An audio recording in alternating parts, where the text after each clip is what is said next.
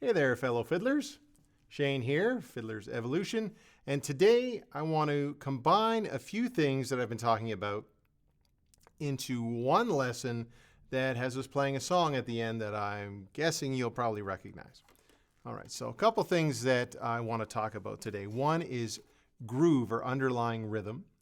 The other is how do we pick out chords on the fiddle. So how do we use double stops to emulate chords? And then we're going to do one little fiddle-ism,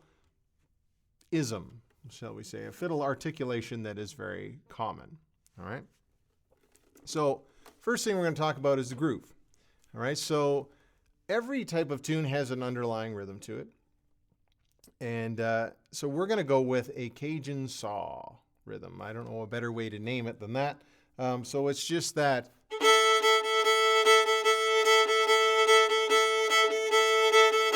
Right? A quarter note, 2/8 notes, quarter note, 2/8 notes. Or long, short, short, long, short, short, long, short, short, long, short, short, if that is an easier way for you to think of it. So we're going to do that, and we're going to kind of swing it. We're not going to play it straight like. We're going to swing it, have a bit more groove to it. So play along, and just to try to get that groove.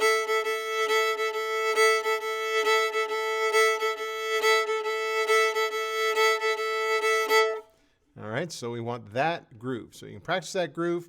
Again, it's quarter, 8/8, quarter, 8/8, and slightly swung. Even though if this was written out, it wouldn't be swung. They often don't write music swung even when it is. Most fiddle music has a little bit of swung eighths in it all the time. All right, so the other thing we want to talk about is the chords. So we have 4 chords that we want to play. We want an A chord, an E chord, an F sharp minor chord, and a D chord. How the heck do I find that on this? Well, I'm going to tell you. All right, so if you've gone through the earlier modules that go through sort of the basics, we talk about scales and arpeggios, right? So if you're someone who has done all your scales and all your arpeggios, then this will come fairly quickly to you, even if you're not used to playing double stops all the time. So imagine you have an A scale. Well, and then if we had an A arpeggio, we would go. Well, those 3 notes in the arpeggio, the root, the third, and the fifth, then we went back to the root. Right? So the root, third, and fifth, you can remember that. Think of those numbers. Then you can break down any basic triad or any basic chord. So if we want an A chord, we're going to think in the key of A. And we're going to play the root, A, this third, C sharp, or second finger A, and the fifth note, or the open E. Right? Those are our 3 notes that would build up that basic chord. So I have to pick 2 of those notes, any 2 that I can play together in a double stop. Right? So for the sake of this, I'm going to play the C sharp, or that second finger on the A string, along with a droning E string.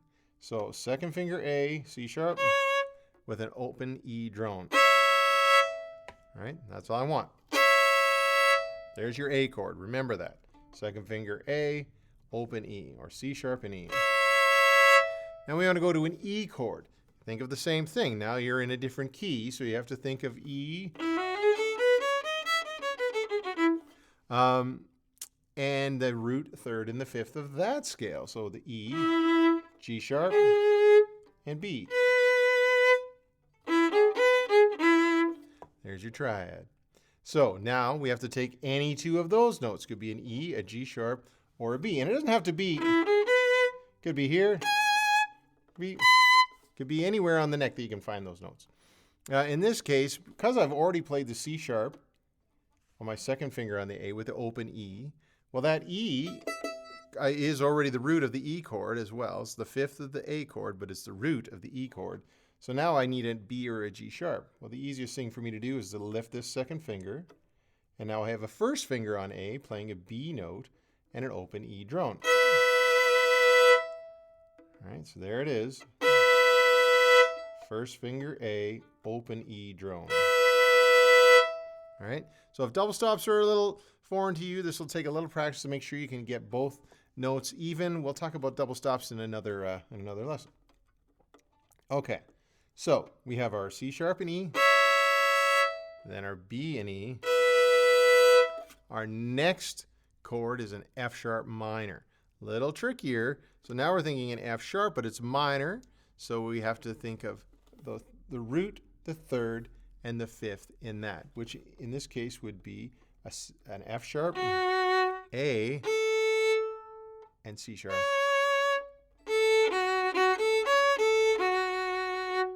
And there's our root, third, and fifth for an F sharp minor chord.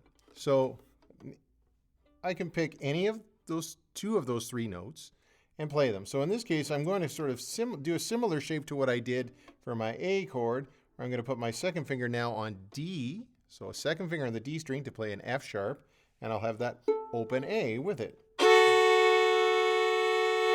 So second finger D, open A. All right. Now we have one more chord to do, and that is the D chord. So again, fairly easy. It's an easier one than the F sharp minor, right? So we want the root, D, the third, F sharp, and the fifth, A. Now you might be saying to yourself, wait a minute, F sharp and A, well, that's what I'm playing for my F sharp minor chord.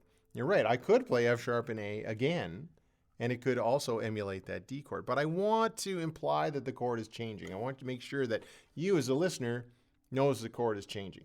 So I'm going to just use the open D and the open A, the root and the fifth. Nice easy one. Can't beat that. Two open strings. So we have A, C, so our C sharp and E, or our second finger A and E for our A chord. First finger A with an open E for our E chord. Second finger D with an open A for our F sharp minor. And our open D and an open A for our D chord. So A, E, F sharp, D. Okay, one more little thing I'm going to add into this. So you may have heard this before, and it's often not written in the music, but a lot of fiddle players will step onto a note. So if I want to play that second finger A and hit that double stop, I might not hit that note right away. I might go to the note behind it, the B or the first finger, and then step onto the note. Like that. So I'm going from first finger, stepping onto the note. And I can do this for all my chords. For my E chord, now I want to play the first finger A or a B note, but I might step onto it from the open A. So A, E. I do the same thing with our F sharp minor. Remember that's second finger D with an open A. And then I can't really do this with the open strings if I want to have the open A and the open D together. So maybe those I don't put together. So I have.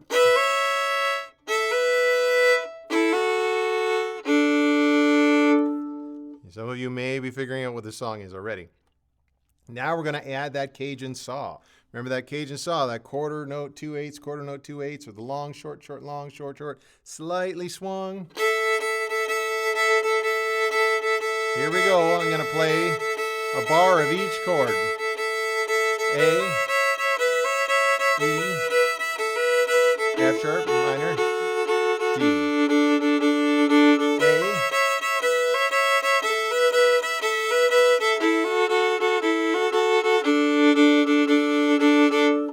Sound familiar? I bet it does. Sounds just like wagon wheel, doesn't it? And that's exactly what it is. So when you're trying to lift some of these songs or learn these songs, maybe you're going to lift the main part, the head, right?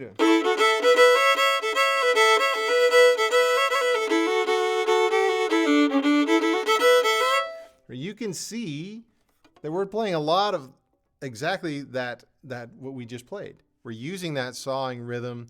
We're using these chords or these double stops, but we are putting a little bit more in and around it, but sort of we're building off of that. That is the basic foundation of that whole song. Even in the chorus, when you're listening to the recording, sometimes it's hard to hear what the fiddle player is doing.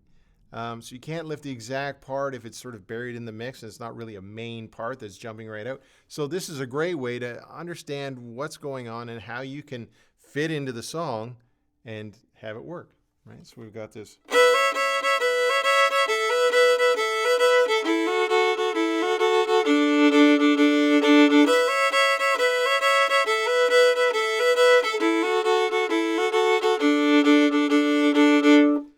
So there you have it. 3 techniques combined together to create a song that we all know.